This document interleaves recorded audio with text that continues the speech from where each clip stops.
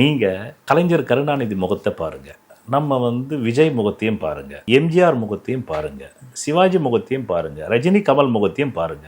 அவற்றில் ஒரு ஒற்றுமை தெரியும் உங்களுக்கு. அதே மாதிரி அலெக்சாண்டர் நம்மளால பார்க்க முடியாம போயிடுச்சு. அதாவது அரசியலில் சாதனை புரியும் லக்னத்தில் முதலில் ஒருவன் பிறக்க வேண்டும். இது ஜோதிடத்தினுடைய முதல் விதி. அதுல அரசியலிலேயே சரலக்னம்ன்றான். சரலக்னம்னா என்னன்னு கேட்டீங்கன்னாக்கா துரித சலனம் உடையது. அரசியலுக்கு என்ன வேணுங்க? அரசியலுக்கு என்ன வேணும்? ஃபாஸ்டா ரியாக்ட் பண்ணணும். விஜய் என்ன பண்ணாரு? கரூர்ல 42 பேர் செத்துட்டாங்க. விஜய்க்கு அங்க அசம்பாவிதம் தெரியுமா இல்லையா? தெரியுமா இல்லையா? தெரிஞ்சு போச்சு தானே.